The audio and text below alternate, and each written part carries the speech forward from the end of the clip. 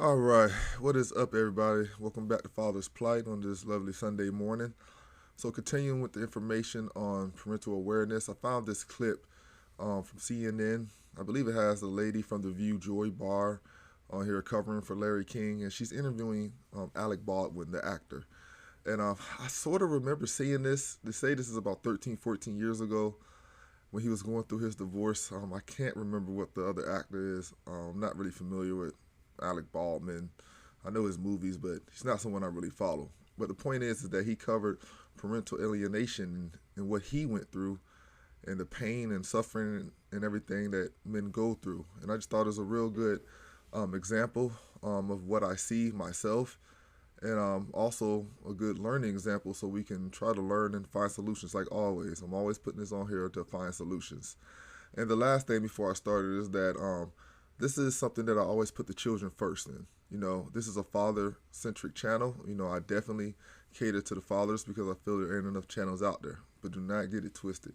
I am always for the child. I don't care which parent is doing it, it's wrong.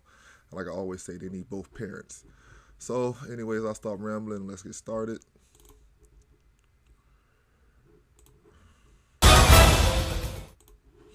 Alec, let's talk about your marriage now, okay?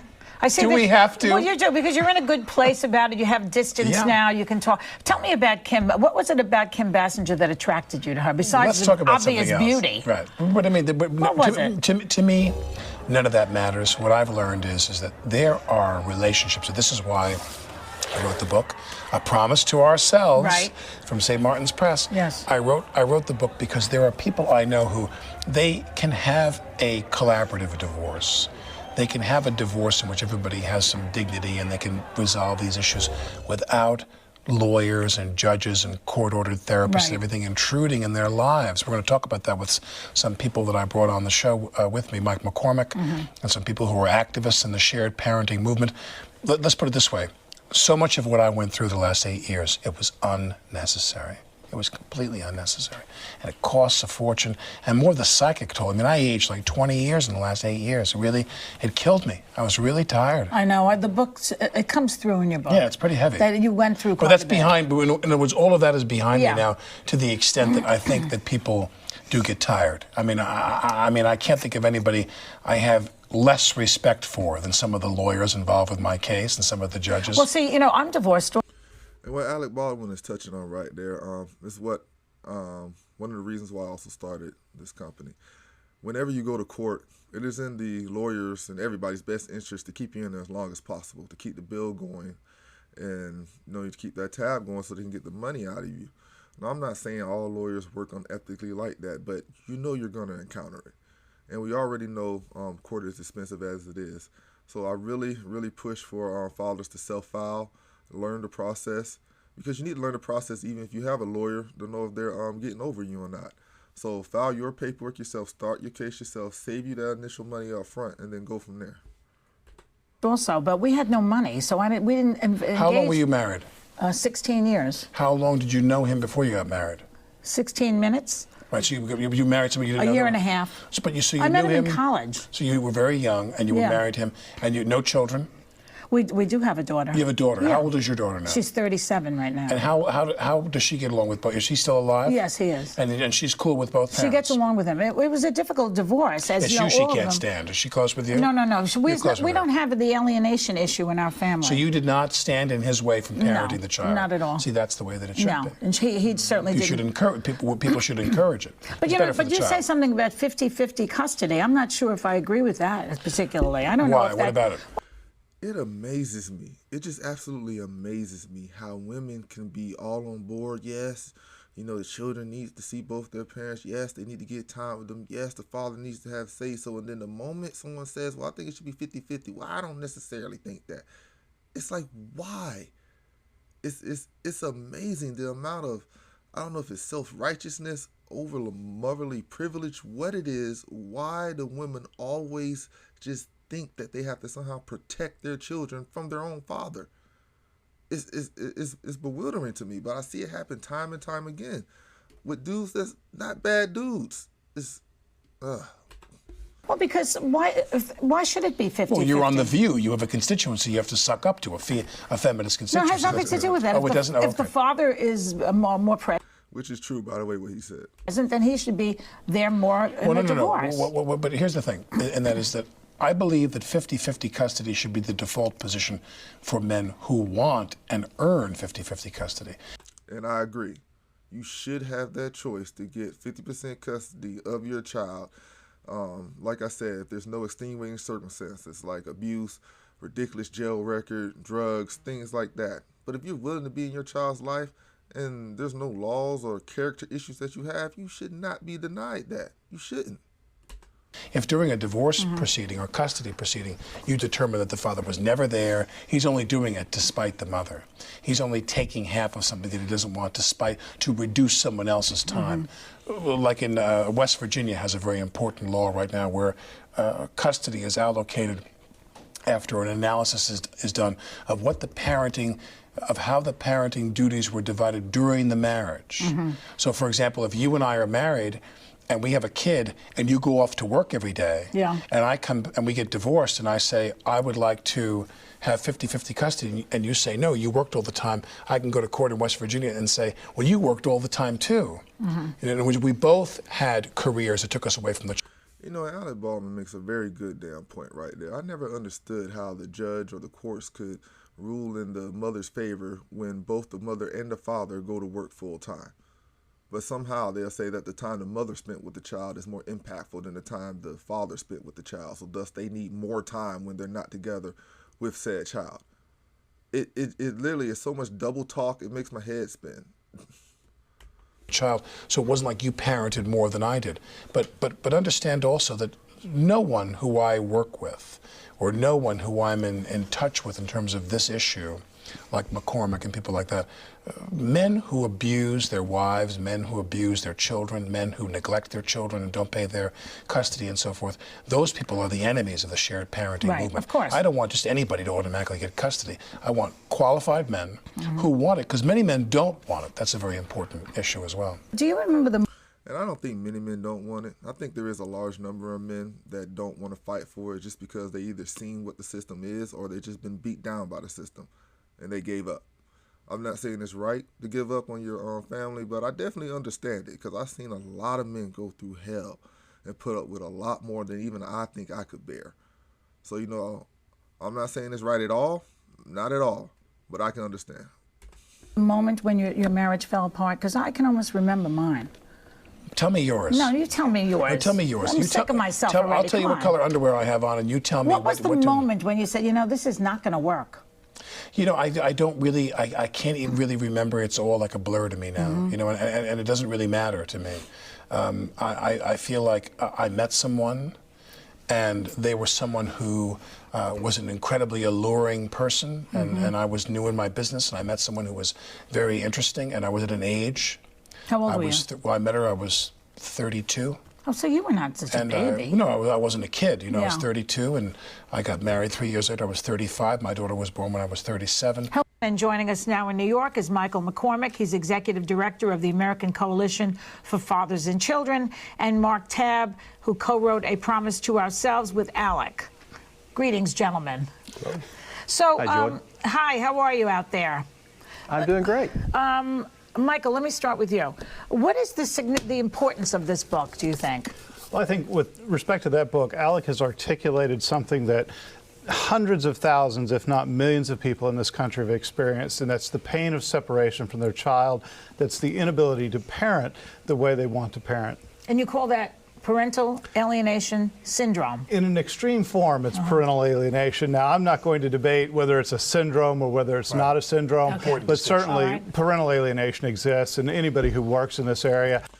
And I'm glad he said that because, believe me, they will pick that apart, that one end of it where it says if it's a syndrome or not.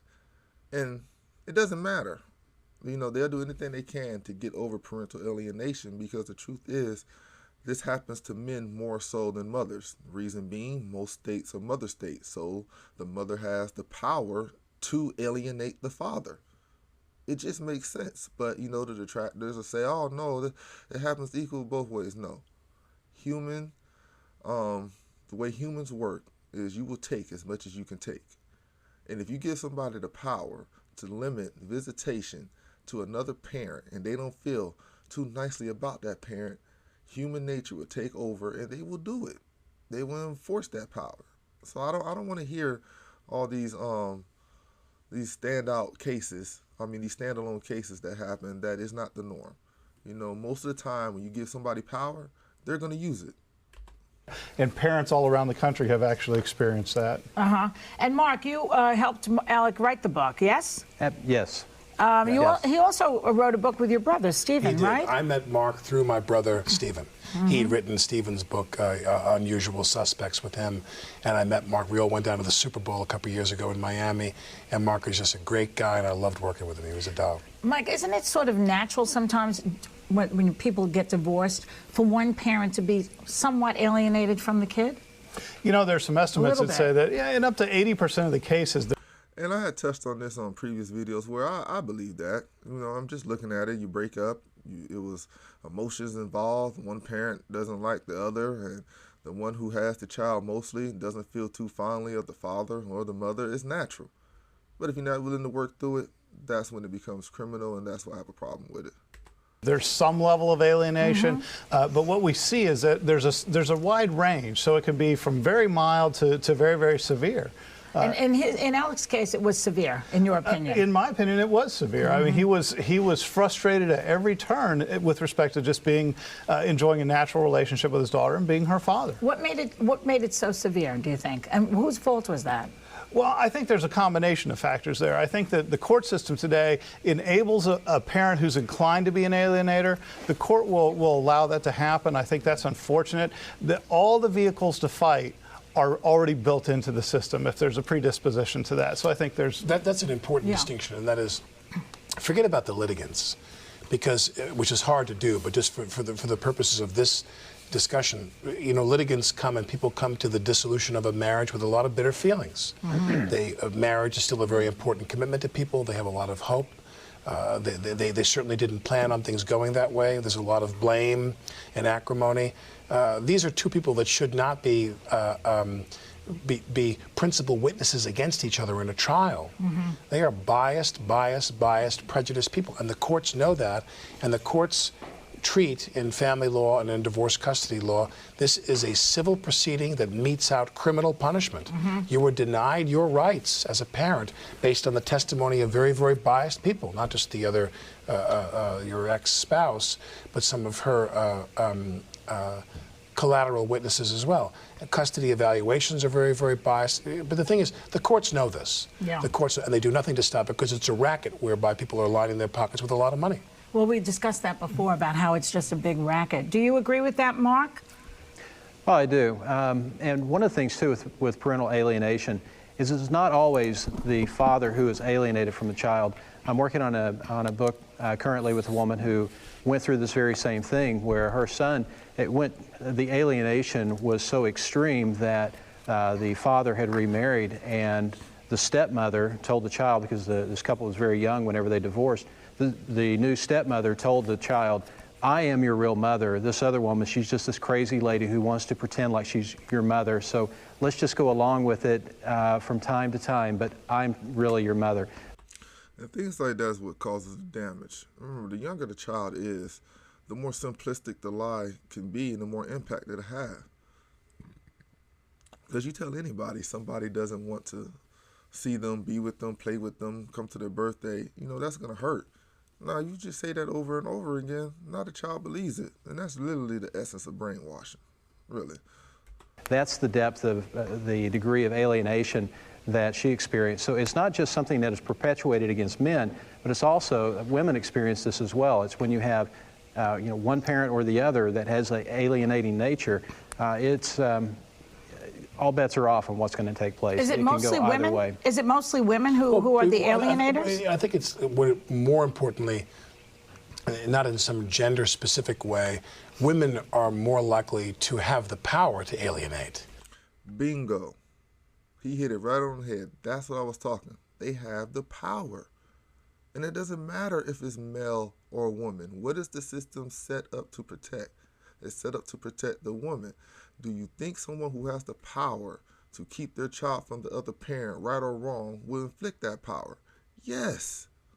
Yes, they will.